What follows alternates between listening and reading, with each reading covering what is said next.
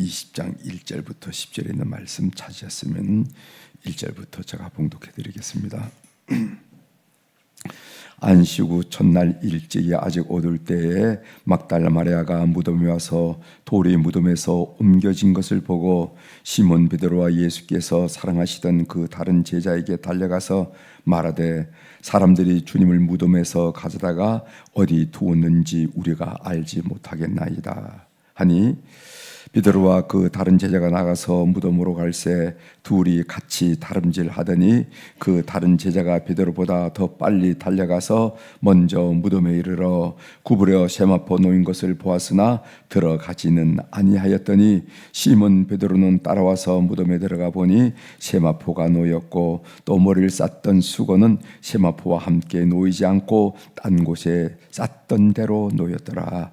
그때야 무덤에 먼저 갔던 그 다른 제자도 들어가 보고 믿더라. 그들이 성경에 그가 죽은 자 가운데서 다시 살아나야 하리라 하신 말씀을 아직 알지 못하더라. 이에 두 제자가 자기들의 집으로 돌아가니라. 아멘. 10절까지 함께 읽었습니다.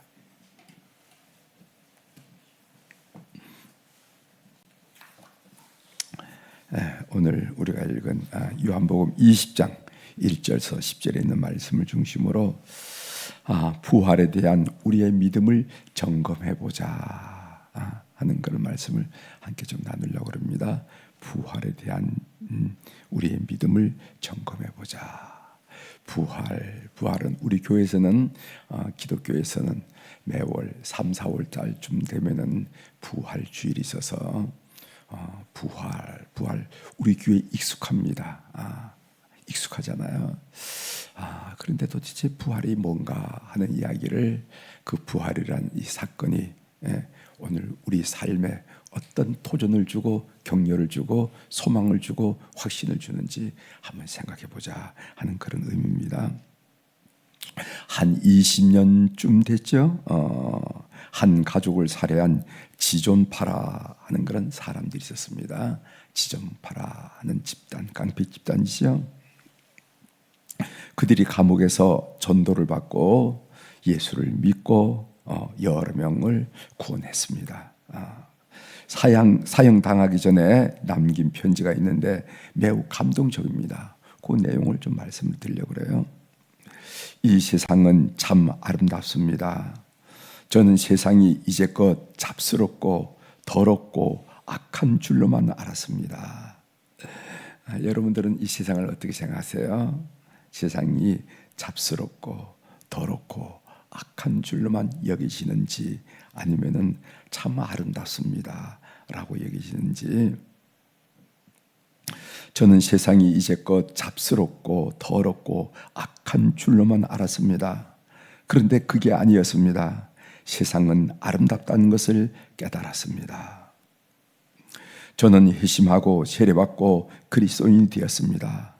그러나 유감스러운 일이 있습니다. 그것은 너무 늦게 깨달았다는 것입니다.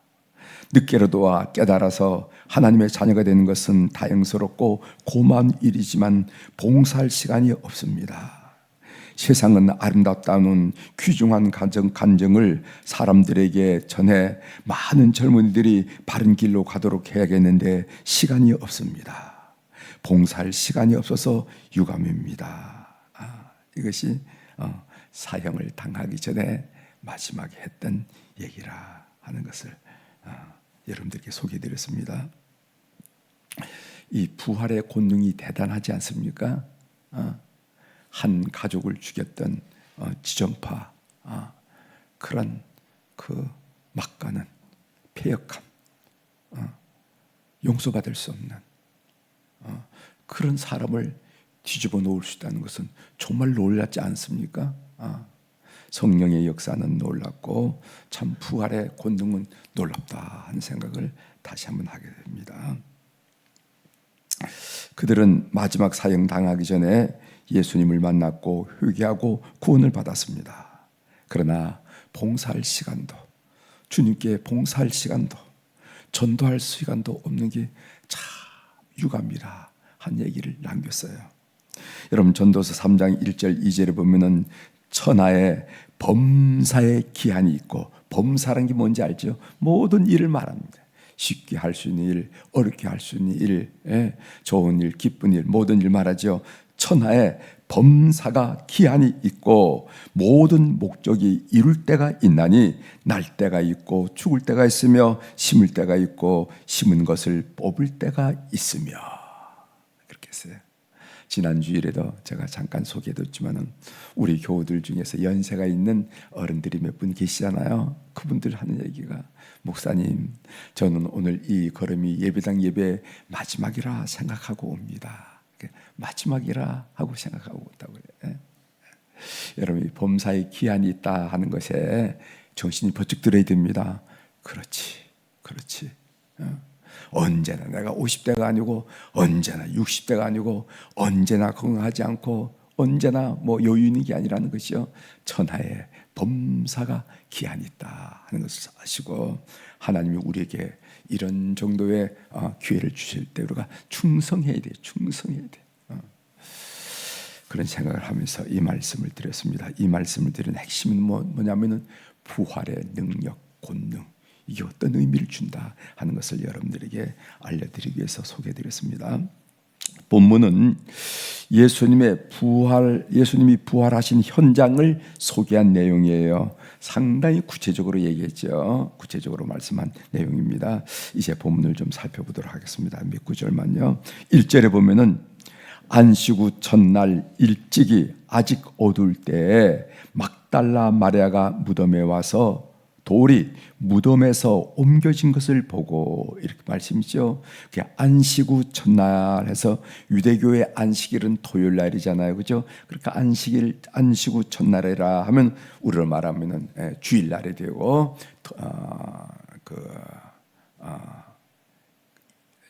이제 보통 요일로 말 일요일이 되는 거죠. 일요일 날, 주일 날, 이 일요일을 주일날로 쓴다 하는 것을 사용하는 것은요, 예수님이 돌아가시자마자 주일로 사용하지, 날은 주일이다 이렇게 생각하지 않고, 초창기의 교우들은 이 안식일과 주일을 겸하여 썼습니다.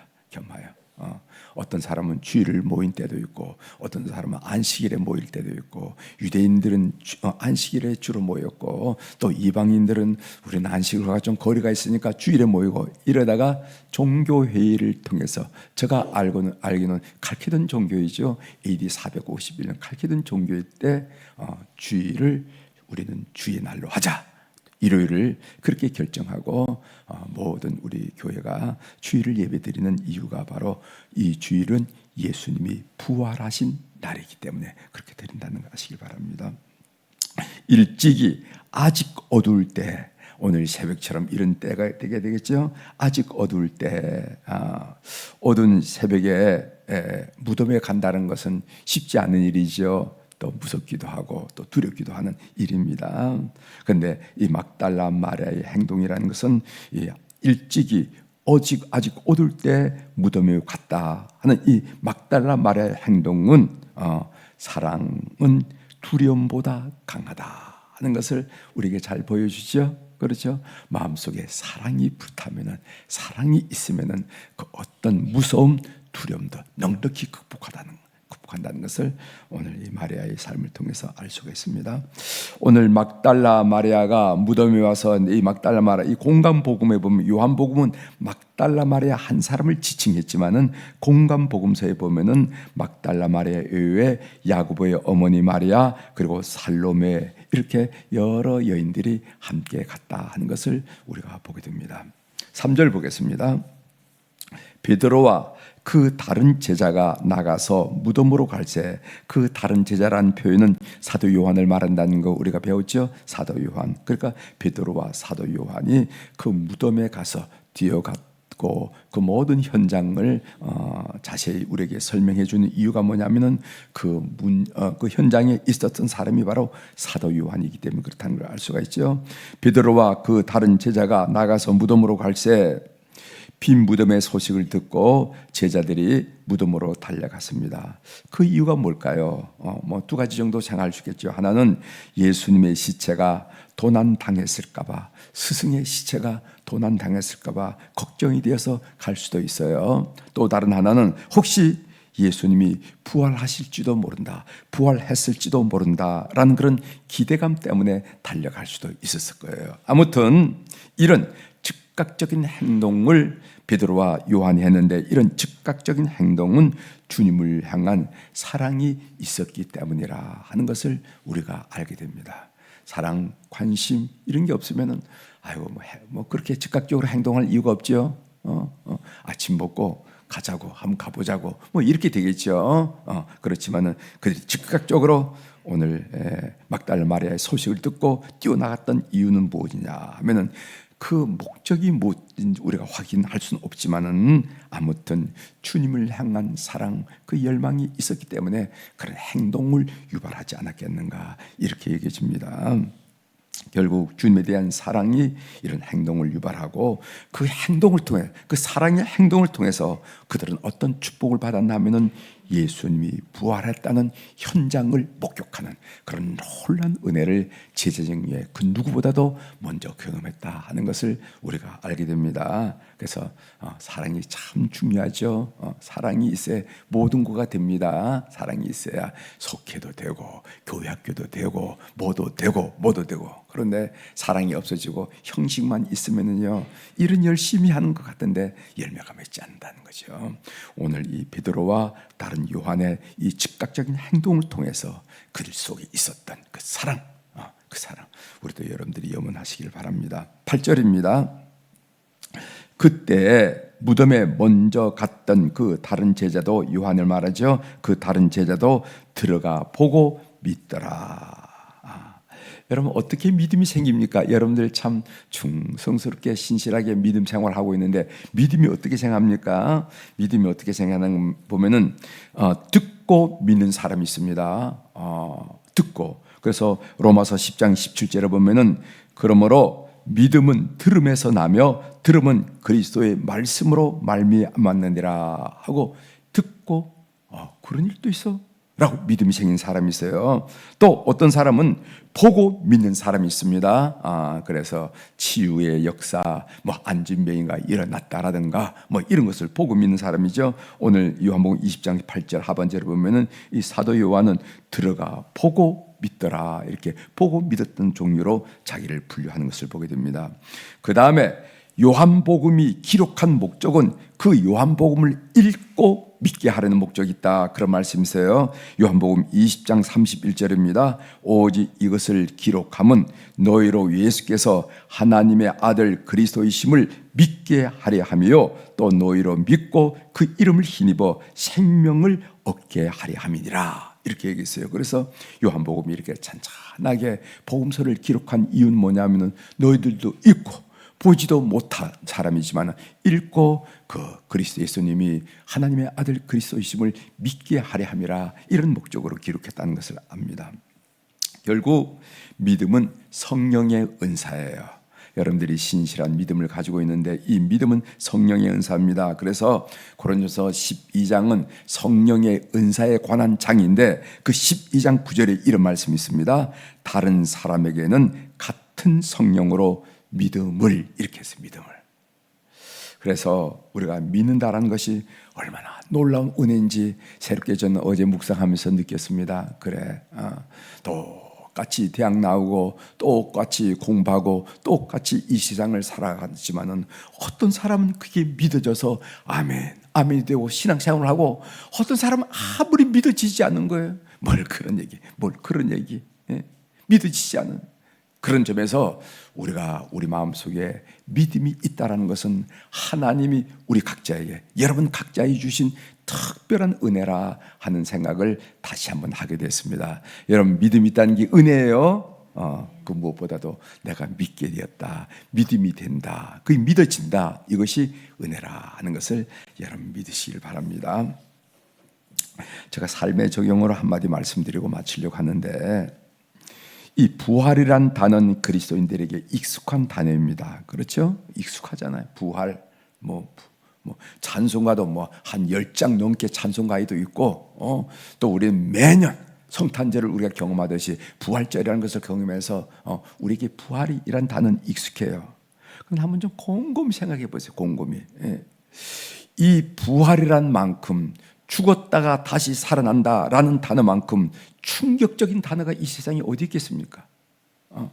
그 사람이 실패하다가 성공했다거나, 병들었다가 나았다거나, 낙제했다가 올라갔다거나, 제가 이 지존파 얘기했지만은, 그렇게 악하게 살다가 사람이 달라졌다거나, 그건 들어볼 만한 이야기잖아요.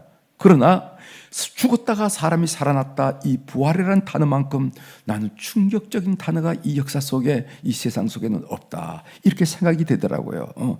죽은 사람이 다시 살아나다니. 죽은 사람이 다시 살아나다니. 여러분, 스티븐 닐이라 하는 사람이 기독교 선교사라 하는 그런 책을 썼어요. 예전에 우리 사역자들하고도 스터디를 한번 한 적이 있는데, 이 스티븐 닐이 어떻게 해서 초대교회가 2세기 200년도 채 안 되어서 로마 제국 전역에 퍼지게 되었을까?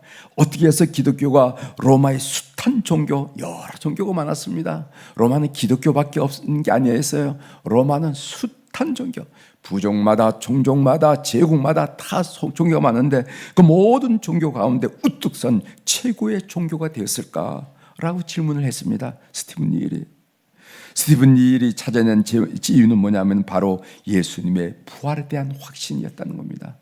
예수님이 부활이 그 로마의 큰 제국의 수단 종교 중에서도 기독교를 으뜸으로 세웠던 핵심이라 이거예요. 예수님이 부활하셨다는 사실에 대해서 그 당시 어떤 무신론자도 그리고 어떤 기독교주의자들도 부인하지 않았다는 겁니다. 다른 걸 가지고 부인할 수 있었지만은 예수님이 부활했다 이 사실에 대해서는 어떤 무신론자도 그건 사실이지, 어떤 반기독교자도 그건 사실이지 인정했다는 겁니다. 예수님은 완벽하게 죽으셨다가 실제로 사흘 만에 부활하셨고 그 파장은 그 당시 세계를 뒤덮고 엄청났다는 거예요. 예수님의 부활은 그 당시 사람들을 지배하던, 이 세계를 지배하던 강력한 가치들을 무력하게 만들고 우습게 만들었다는 겁니다. 그것이 어떤 종교이든지 어떤 철학이든지 예수님의 부활은 그 당시에 팽배하고 지배했던 어떤 철학, 종교, 사상, 그것을 다 압도하고 그런 것들을 우습게 만들었다는 거예요. 예수님을 잃고 시리에 빠졌던 제자 공동체를 순교도 불사는, 그들이 목숨이 열댓 개 되기 때문에 오늘은 여기서 버리고 저기서 버린 게 아니라 순교도 불사는 강력한 공동체를 만드는 그 핵심이 뭐냐면 예수 부활하는 거예요. 그 때문에 그들은요 죽었고 기쁨으로 죽었다. 기독교는 예수의 부활에 의해서 탄생되었고 예수님의 부활 없이는 존재할 수 없는 것이 기독교라는 겁니다. 따라서 복음을 믿는다, 예수 믿어, 복음 믿어, 이 말은 어떤 말이나 마찬가지냐면 예수님의 부활을 믿는다는 말이나 마찬가지예요. 이게 초대교회 계리그마가 아닙니까? 초대교회 계리그마, 초대교회 사도들이 전한 내용을 초대교회 계리그마라고 그러거든요. 그럼 초대교회 계리그마 그들이 뭐를 전했냐 이 말이지. 그 핵심이 겁니다. 예수님은 우리를 죄를 위해서 돌아가셨다가 부활하셨다는 겁니다. 이게 초대교회 계리그마예요. 이게 신약성경의 핵심입니다. 사도행전을 봐도 그러고 바울 서신을 봐도 그렇고 핵심이 그거예요. 그래서 우리가 뭐를 믿는다, 예수님을 믿는다 할 때 그걸 따지고 걸러내고 할 때 핵심이 뭐냐? 그것은 예수님이 부활하셨다는 걸 믿는 겁니다. 예수 부활하셨더니 나도 부활한다. 이게 믿는 게 초대교회 계리그마라 하는 것을 여러분 아실지는, 이런 부활에 대해서 우리 믿음을 한번 점검해보자 하는 생각을 오늘 이 부활의 현장에서 우리에게 던지신 질문이라 생각합니다. 이거 한번 잘 생각해 보시고 부활 신앙으로 승리하는 교우들이 되기를 주의 이름으로 축원합니다. 기도하시겠습니다. 하나님 아버지, 베드로와 더불어 빈 무덤 현장을 방문했던 사도 요한이 그의 복음서에서 그 장면을 자세하게 소개한 것을 우리가 묵상하면서 오늘 또 부활에 대한 의미를 다시 새길 수 있도록 은혜를 베풀어 주시니 감사합니다. 그들이 어떤 모습으로 무덤에 이르는지, 누가 먼저 무덤에 들어갔는지, 누가 확인했는지, 이런 내용들을 우리가 보면서 예수님의 부활을 생각하고, 이 예수님의 부활이 기독교를 탄생시켰고, 그리고 또 기독교가 존재할 수 있도록 만드는 핵심이고 초대교회 캐리그마라 하는 것을 다시 한번 나눌 수 있도록 도와주시오니 감사합니다. 그런데 그 익숙하고 그 놀라웠고 엄청난 그 초대 세대의 그 많은 사람들에게 어떤 종교, 어떤 사상, 어떤 철학도 우습게 만들었던 그 예수 그리스도의 부활이 오늘 예수님을 믿는 우리들에게 있어서는 어떤 의미인지 우리가 생각해보자 하고 고민을 드렸습니다. 하나님, 오늘 이 특별히 사순절기에 이 부활의 의미를 깊이 깨닫고 부활의 승리자들, 그 부활 신앙을 가진 주의 백성들 다 될 수 있도록 주님께서 역사하여 주시옵소서. 오늘도 우리 사랑 교우들이 주님 앞에 1000번째 헌금을 올려드렸습니다. 하나님, 눈 밝으신 우리 하나님 아버지, 귀 밝으신 우리 하나님 아버지, 그 이름들, 그 사연들 주님께서 다 통촉하시고 이 물질을 연락하신 줄 믿습니다. 그렇습니다. 우리 하나님은 우리 눈가에 스쳐 있는 그런 눈물 자국도 놓치지 아니하시고 우리 입가에 나도 모르고 남도 모르게 새어나오는 그런 한숨도 놓치지 아니하시고, 그리고 또 우리가 마음속으로 생각 속으로 이렇게 됐으면 좋을 텐데 했던 그 생각조차 놓치지 않고 어느 세월에 때가 찼을 때 우리에게 이루시던 그 멋진 하나님을 우리가 믿사오니 그 하나님께서 저들을 다스려 주시고 역사하여 주시옵소서. 그래서 엄혹한 세상살이지만은 하나님이 함께 하심으로 예수 승리를 삶의 현장에서 늘 고백하는 하나님의 사람들이 다 될 수 있도록 은혜를 베풀어 주옵소서. 하나님, 오늘 화요일 날 우리 교회를 섬겼던 우리 안나 여선교 회원들, 우리 모세 우리 남선교 회원들을 비롯한 어른들을 기억하고 축복하게 하시오니 감사합니다. 하나님, 젊은 날 세상에 손짓, 미혹, 유혹들이 많이 있었지만은 그러나 예수 그리스도가 생명인 줄 믿고 이 교회에서 교학교 교사로, 찬양대원으로, 또 속회 속장으로, 속회 인도자로, 선교의 봉사자로 애를 많이 쓰던 어른들이 이제 세월에 의해서 이제 나이가 80이 되었다고, 나이가 90이 되었다고 이런 어른들입니다. 하나님, 저들을 축복하여 주시옵소서.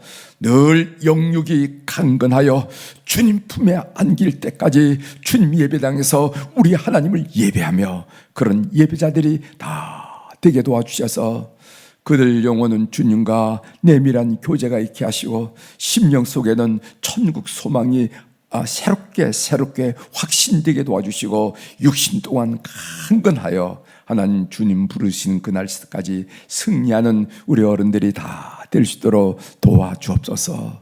우리가 늘 고백하듯이 하루를 봐도 아침 동력도 우왕하지만은 그러나 서쪽 하늘에 그 저녁 노을도 얼마나 아름다운지 모릅니다. 가던 걸음을 멈추고 서쪽 하늘을 쳐다보면서 참 황홀하다고 얘기하는데 우리 어른들도 다 그런 모습으로 살아갈 수 있도록 은혜를 베풀어 주옵소서. 그 무엇보다도 하나님, 믿음은 천대에 이르도록 축복하신다고 약속하셨는데 하나님, 그들의 아들들, 그 아들의 아들들이 참으로 믿음 안에서 승리하면서 축복받는 것을 우리 눈으로 보면서 하나님, 그럼 그렇지, 우리 하나님 그럼 그렇지 고백하는 어른들이 다 될 수 있도록 오늘 또 역사하여 주시옵소서. 오늘 존귀하신 우리 주님의 이름, 권능 있는 우리 주님의 이름으로 이 새벽에 선포합니다. 내 영혼이 잘된 같이 범사가 잘 되고 강건한 축복을 이 새벽에 주님 뵙고 세상을 향하여 걸음 옮기는 우리 모든 교우들이 누리게 도와 주시옵소서. 감사드리며 예수님의 이름으로 기도 올려옵나이다. 아멘. 하늘에 계신 우리 아버지여, 이름이 거룩히 여김을 받으시오며 나라가 임하시오며 뜻이 하늘에서 이루어진 것 같이 땅에서도 이루어지이다. 오늘 우리에게 일용할 양식을 주시옵고 우리가 우리에게 죄진 자를 사하여 준 것 같이 우리 죄를 사하여 주시옵고 우리를 시험에 들게 하지 마시옵고 다만 악에서 구하시옵소서. 나라와 권세와 영광이 아버지께 영원히 있사옵나이다. 아멘. 여러분 기도하시고 돌아가시길 바랍니다.